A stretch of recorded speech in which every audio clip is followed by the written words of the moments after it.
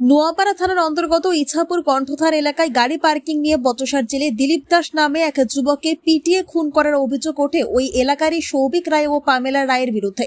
এই ঘটনায় নোয়াপাড়া থানার পুলিশ অভিযুক্ত দুজনকে গ্রেপ্তার করে ব্যারাকপুর আদালতে পাঠিয়েছে।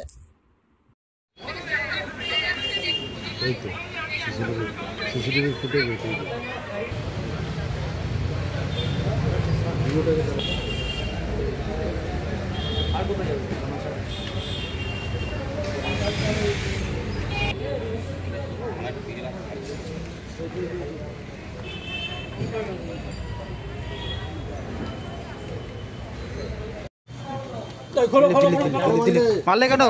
মারলে কেন? সৌভিক মারলে কেন?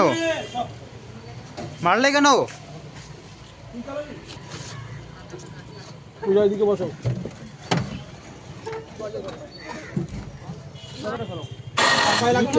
কি ঝামেলা হয়েছিল? হ্যাঁ হ্যাঁ, কি হয়েছে?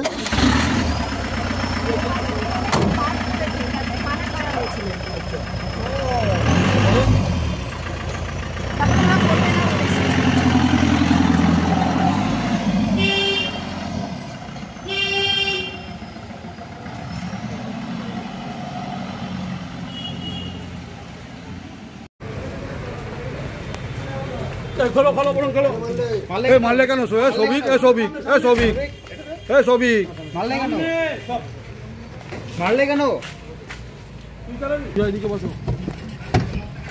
কি বাজে কথা? মারলেন কেন? কি সব বলছেন? অন্যটা সরো, অন্যটা সরো। দিলীপকে কেন মারলেন? কি ঝামেলা হয়েছিল? হ্যাঁ হ্যাঁ, কি হয়েছে? কি হয়েছে? তাতে মানা করা হয়েছিল। আচ্ছা, তারপরে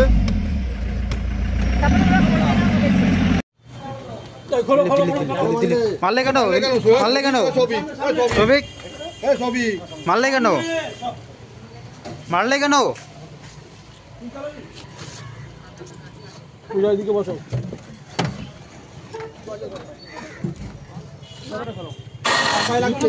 কি ঝামেলা হয়েছিল? হ্যাঁ হ্যাঁ, কি হয়েছে?